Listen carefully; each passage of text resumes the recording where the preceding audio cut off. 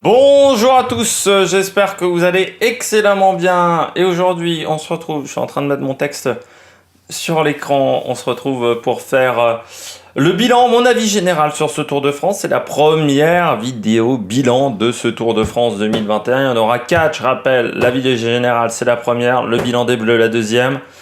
Les coureurs grimpeurs, ça sera la troisième, et les sprinteurs, ça sera la quatrième. Et il y aura également la Formule 1. Et les Jeux Olympiques, enfin voilà, il y a un gros...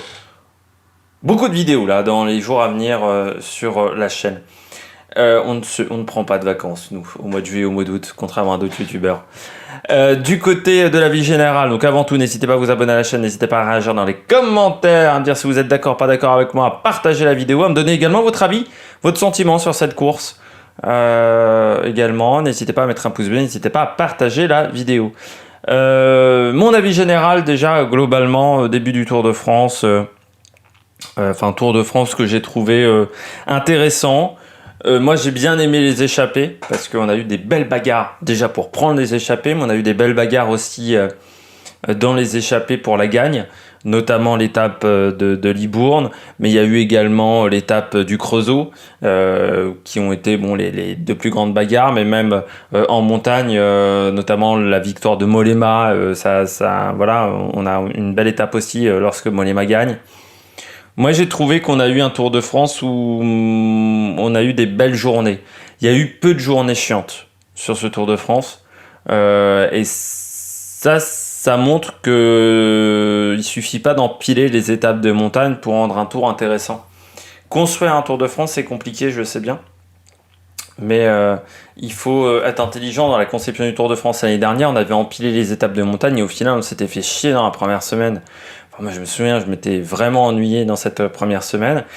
Et là, le parcours, si on parle du parcours de ce Tour de France 2020, a été beaucoup mieux conçu. Et ça se voit dans les faits. Alors certes, il y a des étapes où on a eu beaucoup plus de bagarres que prévu. On ne s'attendait pas, notamment l'étape de Libourne. Je ne m'attendais pas totalement à ce scénario-là. Mais je me suis rarement raté sur mes stratégies de course. Alors sur mes pronos souvent, mais sur les stratégies de course beaucoup moins. Et parce qu'il y avait beaucoup de choses qui étaient quand même envisageables. Quand j'avais vu le Tour de France cette année, quand j'avais fait la présentation du parcours, j'avais dit « Ah, on a enfin un Tour de France plus intelligent que les années précédentes. » J'avais dit on avait un Tour de France qui ressemblait, je trouve, énormément au Tour de France qu'on avait à l'époque de Jean-Marie Leblanc, notamment avec une première semaine très plate et ensuite ça commençait à monter en difficulté. Moi j'ai été surpris par la première étape. Je m'attendais pas à ce qu'un coureur seul arrive à sortir dans le final, comme Alaphilippe. Mur de Bretagne, la masterclass de Van Der Poel, oui. Là aussi, ça a été assez incroyable ce jour-là. Et puis on a eu des étapes, l'étape de 250 km, c'est bien d'en mettre une sur le Tour de France. Je pense qu'il faut mettre une étape sur un grand tour longue, avec par contre des difficultés. Si c'est juste mettre 250 km mais que c'est tout plat, ça n'a pas d'intérêt. Parce que cette étape-là, l'étape Vierzon-le Creusot, alors c'est pas parce qu'elle a passé pas très loin de chez moi, même si j'étais pas chez moi à ce moment-là pour la regarder, mais c'est juste que cette étape, elle a fait mal le jour même. Journée très longue, en plus il y avait, pourtant il faisait pas hyper chaud, mais il y avait quand même quelques chaleurs ce jour-là. Mais c'est surtout qu'elle a fait mal également le lendemain. Je pense qu'on a eu également des coureurs qui ont craqué parce que physiquement ils n'avaient pas récupéré de la veille. Et puis elle a eu des conséquences sur la fin de Tour de France, sur cette troisième semaine, parce que les coureurs étaient très fatigués, parce qu'une étape de 250 km qui se roule à 45 de moyenne, forcément tu pises dans tes réserves, et c'est des réserves qui te manquent en fin de Tour de France. Il y a des étapes par contre, si l'étape qui m'a peut-être le moins intéressé, c'est l'étape de Nîmes, où au final, il y a c'est parti assez vite pour la gagne, quoi. C'est parti assez vite, et j'aurais préféré avoir un sprint massif ce jour-là, quoi. Très clairement, je pense que je me serais plus amusé ce jour-là. Mais au niveau du parcours, le seul raté pour moi, c'est l'étape du Mont Ventoux. Mais en même temps, je l'avais dit que ça allait pas faire des merveilles et pour moi, c'était stupide de grimper 2 fois et surtout d'arriver en descente. Parce que la descente du Mont Ventoux, elle est pas technique et on s'est aperçu qu'il n'y a pas eu d'écart dans les descentes. Donc voilà, ça n'a pas été très intéressant. Mais pour moi, c'était la seule ratée au niveau de la conception des étapes de ce Tour de France. Alors moi, j'aurais aimé des contre-la-montre plus longs aussi. Je pense que c'est bien. Enfin, 25-30 km, c'est peut-être pas très long non plus. Un contre-la-montre de 60 bornes, des fois, il y a une gestion de l'effort à avoir, donc parfois les grimpeurs s'en sortent bien. Moi, j'aimerais qu'on revienne à des contre-la-montre longs sur les grands tours. Il y a deux choses qui me plaisent pas aujourd'hui et qui ont disparu sur les grands tours. C'est les contre-la-montre individuels de plus de 40 minutes d'effort. Ça, c'est un truc qui a quasiment disparu. Et les contre-la-montre par équipe qui faisaient 60-65 km. Il y avait une vraie gestion, il y avait un vrai travail de collectif à avoir sur les contre-la-montre par équipe très longs. Et ça s'est arrêté sous Christian Prudhomme. Pareil sur les longs contre-la-montre. On fait de plus en plus court, mais je trouve que les contre-la-montre courts, c'est sympa parce que tu vois tous les coureurs un par un, mais il y a rarement des surprises. Voilà. Et puis il y a rarement des gros écarts aussi, il y a rarement des retournements de situation. Alors que parfois sur les contre-la-montre longs, il y avait des gros retournements de situation. Voilà, c'est mon avis sur le parcours. J'aimerais que ça revienne, les longs contre-la-montre. Et qu'on me dise pas, c'est à cause du dopage, parce que avant les gens ils se dopaient, c'est pour ça qu'on a arrêté de faire des étapes longues. C'est pas parce que tu fais un Tour de France long que tu auras plus de dopage qu'un Tour de France court. Parce que sur des étapes courtes, tu as beaucoup plus d'intensité. Voilà. Alors que sur une étape longue, tu as moins d'intensité et des moments de calme, de repos. Donc il y a beaucoup de gens qui disent oui, avant on avait des Tours de France qui faisaient 3500 km ou plus, 4000 bornes. Alors le taux de dopage était assez incroyable. Non, on a maintenant des étapes qui sont beaucoup plus tendues. Peut-être aussi pour ça qu'on a autant de tension dans le peloton, parce que on n'a pas le loisir de se déconcentrer et de papoter à droite à gauche, parce que quand il y a une étape de 140 bornes plates, eh ben, t'es tout le temps dans l'action. L'échappée parc, il faut déjà la contrôler et qu'ensuite il faut déjà revenir sur elle, donc il y a peu de temps de se reposer. Alors que sur les étapes un peu plus longues, il y avait le temps un petit peu de rêvasser du côté des coureurs. Pour moi aussi, du côté du parcours, l'étape qui a eu énormément de conséquences, c'est l'étape de Pontivy, mais avec un final qui était raté. Pour moi, final beaucoup trop technique, et là aussi c'était prévisible. Pour moi, l'étape du Mont Ventoux et l'étape de Pontivy, ce sont deux ratés de l'organisation. L'étape du Pontivy, et en plus ça nous a coûté Roglic, ça nous a coûté Jack Haig également, ça nous a coûté beaucoup de monde. Et beaucoup de coureurs qui ensuite ont eu du mal à retrouver leur niveau, et ça a totalement changé la physionomie de la course. Pogačar, j'ai presque envie de dire qu'il gagne le Tour de France presque jour-là. C'est déjà sa première victoire sur le Tour de France, et ensuite il y aura la deuxième lors de l'étape de Jona. Mais sur cette première étape, sur cette étape de sprint, t'as beaucoup de coureurs qui s'en sortent pas, donc ouais, c'était une erreur. L'ambiance sur ce Tour de France. L'ambiance, le public. Alors, je vais pas vous dire, ça m'avait pas marqué plus que ça l'année dernière, le fait qu'il y ait moins de public, parce que la course était aussi en septembre. Ça m'avait pas manqué, je vais pas vous mentir, ça m'avait pas perturbé plus que ça le public. Et en fait, c'est quand j'ai revu beaucoup de public que je me suis dit, ah mais avant, en fait, il y a un moment où il y en a eu moins. Il y en a eu moins, il y avait moins d'ambiance. Notamment sur le Tour du Pays Basque. Quand j'avais vu le Tour du Pays Basque, notamment le premier chrono, et là, oh putain, j'avais pris un coup. Je me suis dit, ah, putain, mais il y a de l'ambiance. Mais en fait, c'est normal qu'il y ait de l'ambiance. Parce que je m'étais habitué à un truc qui était pas normal. Parce que pour tout vous dire, le fait qu'il y avait peu d'ambiance, le huis clos, ça m'avait un peu perturbé sur la victoire d'Alaphilippe, et encore, comme j'étais à fond derrière Alaphilippe, ça n'avait pas perturbé plus que ça, et ça m'avait surtout perturbé sur le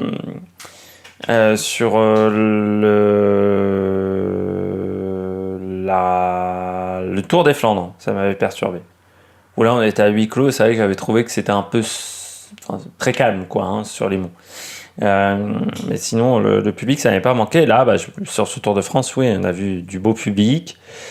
Ce que j'ai aimé aussi, c'est que j'ai presque vu un public plus discipliné que d'habitude. Alors oui, on va me foutre dans la gueule la fille qui a fait tomber Tony Martin et l'équipe Jumbo, mais j'ai trouvé qu'en général on avait beaucoup moins de couillons qui couraient à côté des coureurs. Alors, il y en avait encore, il y a toujours des gens stupides pour faire ça, ou qui font des selfies pendant que le peloton passe. Bon, de toute manière, on n'arrivera pas à avoir un monde sans gens stupides, mais j'ai trouvé quand même que le public, en général, c'était beaucoup mieux tenu que d'habitude, et ça, c'était pas mal. Bon, après, du côté de l'ambiance, moi, ce qui me chagrine, c'est toujours ces zones de bidon. où tu as 150 bidons qui sont lancés en 10 mètres et puis qu'après les petits gamins sur le bord de la route, ils en ont aucun. Ça me chagrine toujours un petit peu, surtout que en termes de danger, alors on a eu de la chance, il n'y a pas eu de chute dans les zones de collecte, on va dire. Mais pour moi, 150 bidons qui sont jetés en 500 mètres, c'est plus dangereux que 10 bidons qui sont jetés dans les 25 derniers kilomètres. Mais bon. Surtout quand il y a des zones de collecte dans les 10 derniers kilomètres, je trouve ça également très très stupide. Qu'on en ait mis une dans les 10 derniers kilomètres et pas avant les 20 derniers. Et ensuite, les mecs, ils gardent leur bidon. Si on a envie qu'ils gardent leur bidon. Mais du côté de l'ambiance, oui, j'ai bien aimé. Alors après, j'ai eu un peu plus de mal avec la suspicion, bien entendu, mais c'est... De toute façon, le cyclisme moderne, maintenant, on peut plus y passer à côté, quoi. Dès qu'il y aura des performances, même si le mec est propre, qu'il n'y a que l'entourage de l'équipe qui n'est pas propre, du côté de Pogacar, il y aura forcément des suspicions, il y aura des doutes. Mais en même temps, on peut pas... J'ai lu un mec qui disait, de toute manière, les gens ont cru à Armstrong, on leur a fait croire à Armstrong aussi. Et c'est un peu comme l'effet de Tchernobyl aujourd'hui en France. Dès qu'il y aura un truc médical ou un truc scientifique, on aura toujours des doutes parce qu'il y a l'effet de Tchernobyl, où on nous a menti à ce moment-là. C'est un peu pareil, même s'il y a un mec qui est clean du côté du cyclisme, il y aura l'effet Armstrong. Et l'effet Armstrong, il ne va pas se dissiper avant 30, 40 ans. Et dès que le mec fera une performance un peu étonnante, il y aura des doutes. Mais j'ai même lu sur Twitter des mecs qui doutaient de Cavendish, du retour de Cavendish. Donc ça me surprend pas. Dès qu'il y aura performance bizarre, il y aura doute. C'est pareil pour la Bahrain Victorious. Et moi, je considère que c'est normal. On a le droit d'émettre des doutes. On n'émet pas des accusations. Par contre, il faut bien préciser la différence entre émettre des doutes et émettre des accusations. Moi, quand je dis, c'est vrai que la Bahrain Victorious, les résultats cette année de Colbrelli sont suspicieux parce que l'année dernière, il était nulle part, j'ai le droit de le dire. Par contre, je ne dirai jamais Colbrelli est dopé. Ou Pogacar est dopé. Parce que je n'en ai pas la preuve. Je n'ai pas la preuve pour le dire. Par contre, oui, l'entourage de Pogacar n'est pas net et a été impliqué dans des affaires de dopage précédemment. Et je ne suis pas d'accord avec Jalabert quand il dit, ou Jérôme Pinault, quand ils disent si on extermine, on va dire, tous les mecs qui ont été impliqués dans des affaires de dopage, il n'y aura plus grand monde dans la caravane. Oui, mais je pense qu'à un moment, il va falloir faire ça. Si on veut assainir totalement ce sport, il faudra le faire. Comme moi, je suis d'accord pour qu'on mette les vélos en parc fermé et que les équipes ne puissent pas y toucher, à part changer des éléments de type vitesse, on va dire, de type caissette de vitesse, ou s'il y a un dégât sur le vélo, notamment crevaison, ou changer de vélo en cas de dégâts. Mais moi, je suis pour qu'il y ait parc fermé à l'arrivée des étapes et qu'on contrôle tous les vélos, qu'on les démonte entièrement, voilà. Ou qu'on démonte beaucoup de vélos, beaucoup plus que l'on ne fait aujourd'hui, où on ne passe qu'au rayon X, et on sait très bien qu'au rayon X, on démonte pas assez les vélos, et ça, c'est un vrai problème. Les résultats, vous savez ce que je pense du maillot à pois, donc je ne vais pas me répéter sur le maillot à pois, je dis mon avis. Après, le retour de Cavendish, oui, moi j'ai forcément été ému par le retour de Cavendish, mais c'est difficile de ne pas être ému quand même, quand on a vu l'état dans lequel il était l'année dernière et le retour qu'il nous a fait cette année. C'est quand même une belle histoire. C'est une histoire dans laquelle moi j'ai envie de croire. Et c'est une belle histoire parce qu'il était nulle part et parce qu'il a fait une course assez incroyable et c'est un retour depuis le début de l'année où même moi j'avais beaucoup de doutes avant le Tour de France sur Cavendish. Quand j'avais fait la présentation des équipes, je m'étais dit, est-ce qu'il va réussir à être performant? Et puis il a été il a su élever son niveau au moment où il le fallait. Et quand tu regardes son salaire, je pense que Patrick Lefebvre a fait...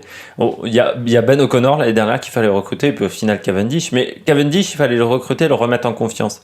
Et c'est vrai que Lefebvre, tous les sprinteurs qui sont passés chez Lefebvre, une fois qu'ils quittent Patrick Lefebvre, ils sont souvent en grande difficulté au niveau de la confiance.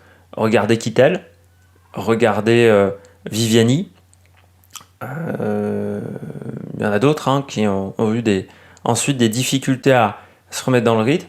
Je pense que Lefebvre arrive à créer une atmosphère, un univers dans son équipe où quand vous partez, c'est tout de suite très compliqué parce que tous les mecs qui ont quitté Patrick Lefebvre ces dernières années, il y en a quand même peu qui ont réussi à être performants. Il y en a quand même beaucoup qui ont échoué. Je parle même pas notamment de Gaviria aussi, hein, du côté des sprinters, qui est beaucoup moins performant chez UAE qu'il ne l'était chez De Koninck. Et Cavendish, oui, c'était un univers famille qu'il lui fallait. Je me dis quand même que du côté de Cavendish, c'est quand même décevant qu'il n'y ait aucune équipe française qui soit positionnée l'année dernière, parce que ça, au lieu de se positionner sur Boasson-Hagen, il aurait peut-être mieux fallu se positionner sur Cavendish. Je ne vise absolument pas Jean-René Bernodeau. De toute façon, si je ne dis pas une chose horrible sur Jean-René Bernodeau, après vous êtes déçus à chacune des vidéos.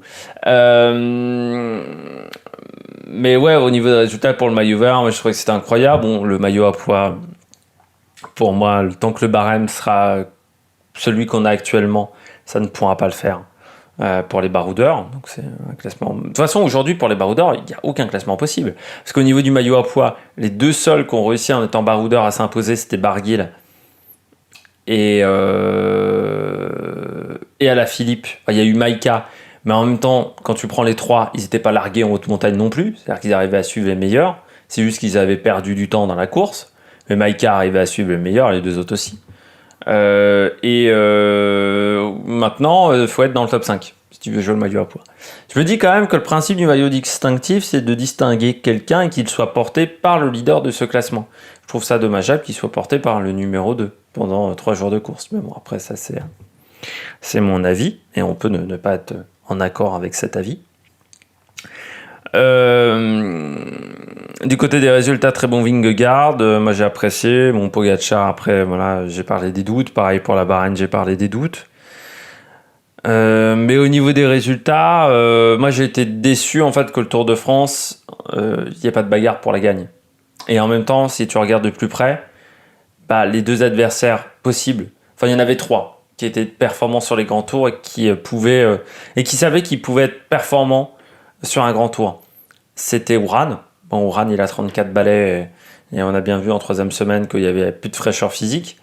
Peut-être une préparation aussi où il a été trop performant sur le Tour de Suisse, il a eu du mal à prolonger son pic de forme. Il y avait Roglic, abandon précoce du côté de Roglic et jamais dans le coup du côté de la course. Et puis il y avait Carapaz.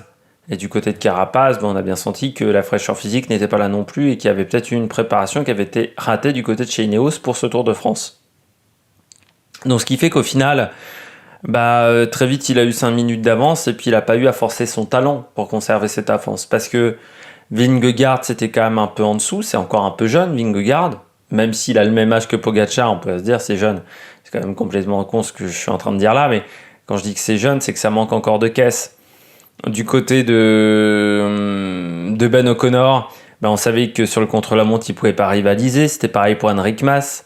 Kelderman, il n'a pas rivalisé sur le contre-la-montre, même si je m'attendais à ce que ça soit un peu mieux. Mais en haute montagne, j'avais un peu plus de doutes pour Kelderman. Et puis Guillaume Martin, Bilbao, c'était quand même un tour en dessous. David Gaudu a eu des grosses défaillances sur ce Tour de France et de toute façon moi je n'avais pas de certitude avec David Gaudu parce que comme je l'avais dit sa Vuelta 2020 le mec fait quand même 8ème mais en prenant 2 énormes échappées, donc à la régulière il n'était pas 8ème du général.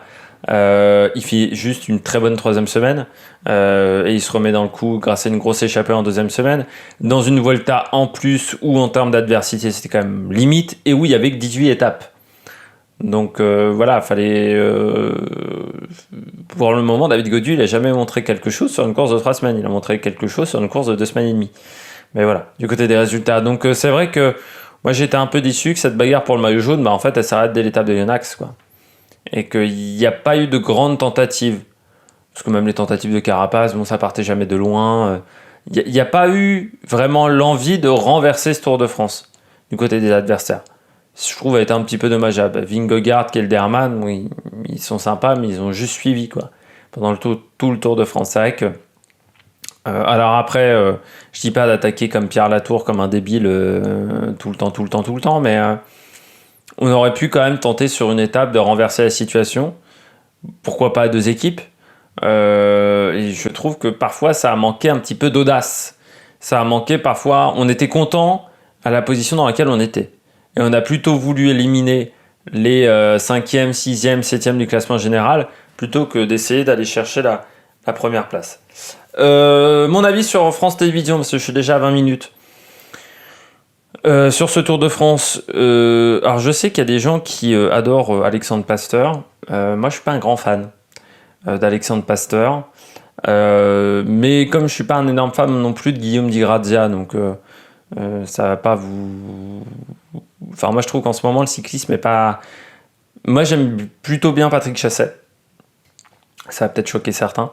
Mais je trouve qu'au moins, il met de l'ambiance, il met du cœur. Je trouve que des fois, Alexandre Pasteur, on a l'impression qu'il se fait parfois chier. Et puis, des fois, il force sur sa voix comme un taré. Et moi, ça m'énerve.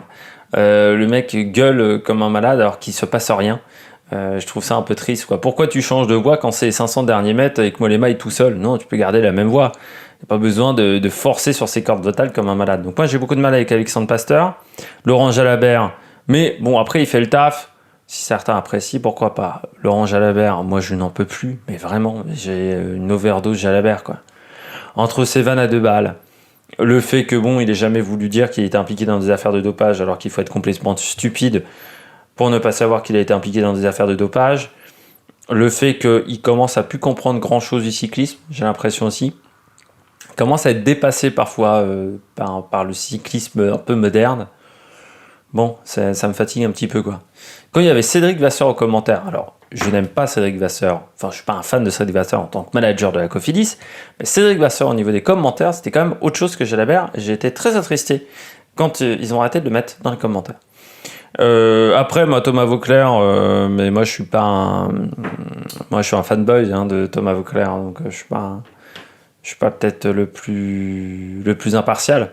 Moi, j'ai un peu commencé à regarder le Tour de France avec Thomas Vauclair. Enfin, c'était l'année d'avant, moi c'était avec Jean-Patrick Nazon, mais Thomas Vauclair, c'est ce qui m'a fait rester sur le Tour de France. Donc oui, bah, après, tu aimes ou tu n'aimes pas le personnage, mais il ne laisse pas indifférent. Ça c'est clair et net. Et je trouve que sa vision du cyclisme est intéressante. Et je trouve que ses interventions sont aussi assez souvent intéressantes, même s'il y a des blagues à côté, mais après c'est le personnage. Mais dans le discours, dans les choses qu'il dit, il y a des choses intéressantes. C'est vrai que quand tu regardes France Télé, tu dis « Ah, il manque quand même un Christophe Riblon, c'était pas mal, moi je trouve, dans la chaîne équipe. C'est vrai que moi Jalabert, pour moi c'est du niveau de Cédric Pinault, quoi. Je n'en peux plus. Et puis les traductions aussi, ça a été violent. Parfois les traductions, j'avais du mal à remettre les mots dans le bon ordre. Cette année je trouve que les traductions c'était dur. Quand il y avait des mecs qui partaient en interview, déjà la traduction partait avec 20 secondes de décalage, je sais pas pourquoi, parce que l'interview était enregistrée, donc pourquoi ils n'ont pas fait la voix off en même temps. Et puis je trouve que les traductions des fois ne voulaient rien dire, quoi. Fallait remettre les mots dans l'ordre. C'est pas mon job de remettre normalement une traduction. Moi je suis pas très bon en anglais, je suis pas très bon en langue, mais normalement il faut que ça soit français ce qui sort à la fin de ta traduction. Si en anglais, par exemple, moi j'ai fait l'épreuve d'écoute orale en anglais, parce que on a été les pionniers, ma génération, à faire le truc des écoutes orales. Si dans la traduction je remettais pas les mots dans le bon ordre, j'étais sanctionné. Donc là, pourquoi dans toutes les traductions que j'ai entendues presque du Tour de France, les mots n'étaient jamais dans le bon ordre? Ça faisait pas une phrase en français, les mecs. Donc c'est un peu problématique. Et moi, si je passe 5 minutes à comprendre la traduction, enfin au moins 30 secondes à comprendre la traduction de la madame, et ben c'est 30 secondes dans lesquelles je n'écoute pas Alexandre Pasteur ou Franck Ferrand ou je sais pas qui. Alors après Franck Ferrand, oui. Mais bon, voilà, il fait son job. Après, fonction, c'est juste que moi, ça ne parle pas de sport, donc c'est pas ce qui m'intéresse le plus. Alors, Céline Rousseau, là, je crois qu'on a atteint le paroxysme. Il manquait Marion Rousse, je trouve, sur ce Tour de France, notamment sur les interventions. Même si j'ai l'impression qu'en ce moment, elle est plus Instagrammeuse qu'autre chose. Marion Rousse, mais je m'en fous de savoir sa vie. Voilà, alors moi, je suis pas sur Instagram, mais je pense que les gens devraient garder à des moments un peu de vie privée. On n'a pas besoin de tout savoir, voilà, de leur vie. Du côté de Céline Rousseau, on a bien compris qu'elle avait jamais vu de cyclisme de sa vie, parce que les questions parfois qu'elle a posées, je me suis dit, mais, complètement débile ou quoi. Et sur le Dakar, pareil.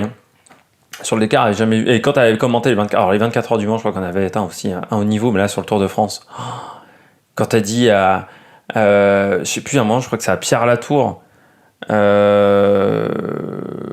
Alors vous avez fait, non, je sais plus c'est à qui. Ah non, Cyril Gauthier. C'était quoi vos sensations sur le contre-la-montre? Parce que bon, ça avait l'air d'aller pas mal. Alors que Cyril Gauthier, là, sur le dernier chrono, hein. Cyril Gauthier, on le sait tous, c'est une quiche en contre-la-montre, mais depuis le début de sa carrière, c'est pas un nouveau coureur. Cyril Gauthier, il a 35 ans presque. Poser ce genre de questions-là, mais c'est de la débilité au maximum, quoi. C'est la stupidité suprême.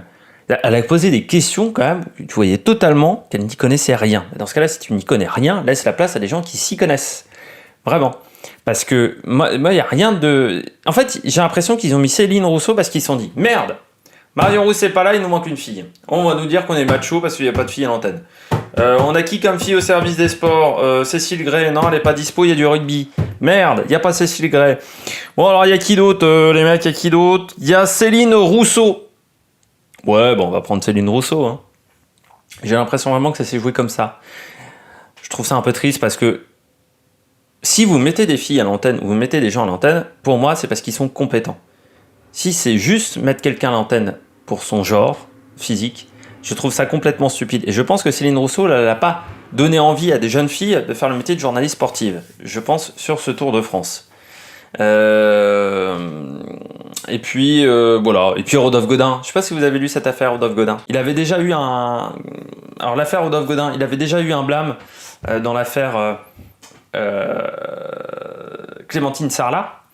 Et là, je sais pas si vous avez vu, mais c'est un journaliste du Parisien qui a montré ça, du Parisien Sport. Le mec fait signer des autographes sur des maillots de champion du monde. Pour lui-même, hein. Il ne les donne pas à des enfants, c'est pas pour une œuvre caritative, non, c'est pour lui-même. Voire peut-être qu'il les revend sur eBay. Donc ça déjà c'est. Alors là, la démagogie, enfin la démagogie, mais le journalisme en a pris un sacré coup là. Hein. Et puis il fait, il donne son livre à des coureurs du peloton. Et puis il prend des photos, je pense à l'insu de leur plein gré, parce que je pense que tu vois, à la fin d'une course de 2h30, tu vois, ou après 15 interviews, tu sais, tu réfléchis plus trop. Et c'est son livre. Il fait la promo de son livre avec des coureurs. Et son accréditation. Non, mais voilà, Rodolphe Godin. Rodolphe Godin, qui est aussi l'homme qui a la plus mauvaise implantation capillaire de tous les temps. Je pense qu'il n'a pas été à la clinique du cheveu. Et en termes d'implantation capillaire, je m'y connais, hein. Vu ma choucroute sur la tête. Ouais. De toute façon, Rodolphe Godin, à son interview de Pogacar, je pense que Pogacar avait même choisi ce mec. Je pense que c'est Pogacar qui a choisi le journaliste qui l'interviewerait parce que c'est bizarre, c'était pas Nicolas G. Toutes les interviews cyclistes, même quand c'était Chris Froome, c'était Nicolas G. Nicolas G, ou avant, des fois il y a eu Alexandre Pasteur, ou il y avait Thierry Adam aussi à une époque, mais depuis longtemps maintenant, c'est Nicolas G qui fait ces interviews-là. Mais en même temps, quand tu as une interview avec Rodolphe Godin, il va pas te parler de dopage. Hein. Quand il va te parler de dopage, ça va être tout doux. Je pense qu'il a dû relire les questions 150 fois Pogacar avec son attaché de presse. C'était fantastique. Mais bon, voilà, Rodolphe Godin, le service des sports de France Télé qui des fois peut osciller entre le moyen et le très mauvais. J'espère que vous... Quoique des fois il y a le bon. Mathieu Lartaud sur le rugby, c'est quand même très bon avec Cécile Gray. J'espère que vous avez aimé cette vidéo. Si vous avez aimé cette vidéo, n'hésitez pas à réagir dans les commentaires, n'hésitez pas à vous abonner à la chaîne. Et puis nous, on se retrouve pour donc les 3 autres vidéos bilan. Allez, ciao ciao sur la Méric Production.